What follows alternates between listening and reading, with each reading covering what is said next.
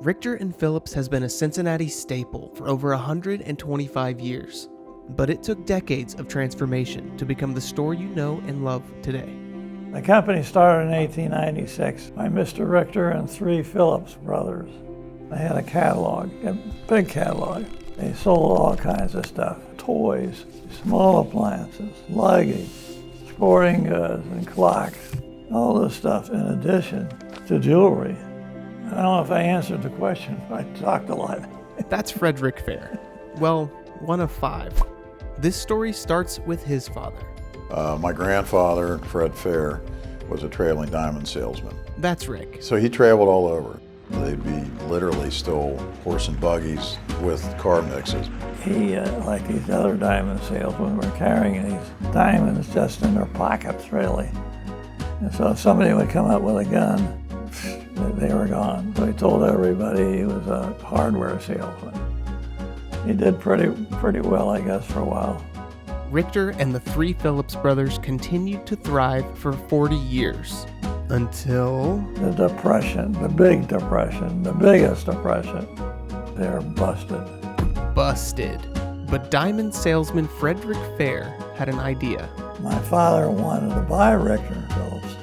He didn't have any cash, but he had these diamonds, and that was his collateral. He was able to get a loan from the bank, and he bought the company.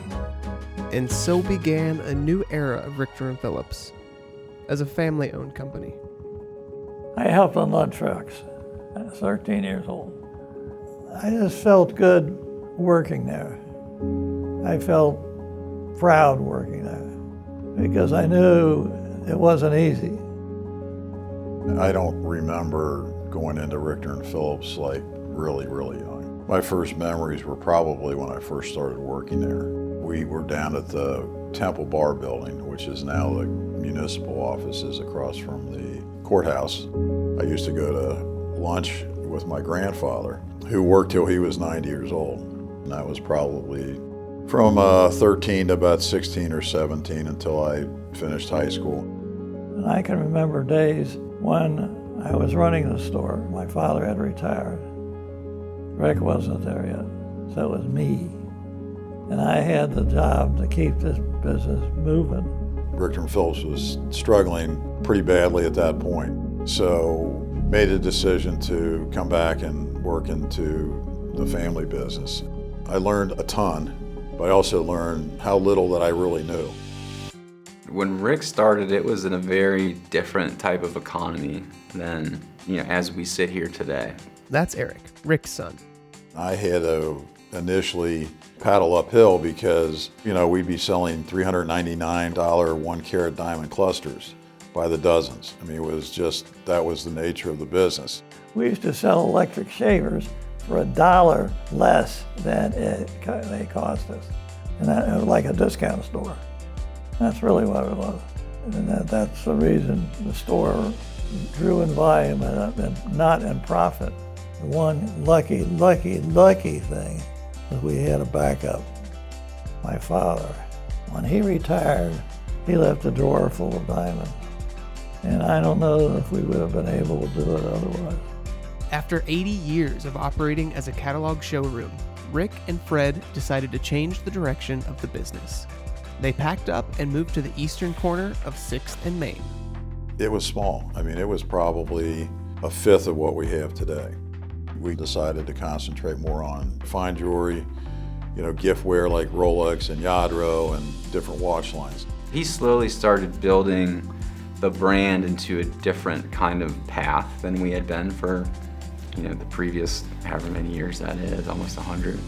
The change was a hit, and business continued to grow for decades.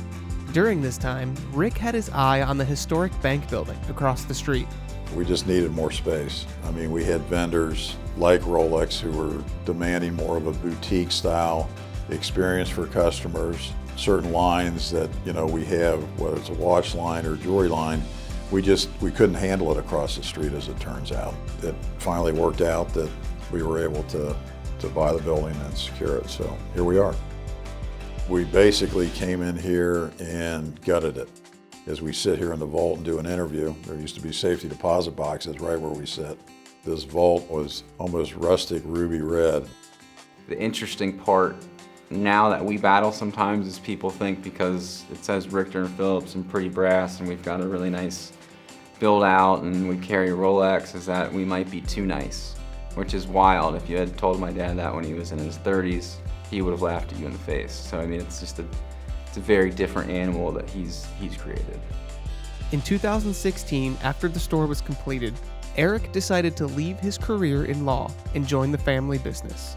He came to me and said, hey, I kind of like to try this, and if I don't do it now, I'll probably not have another opportunity. So I said, all right, so you do that, you're gonna, have to go out, get your gemology degree, kind of like I did.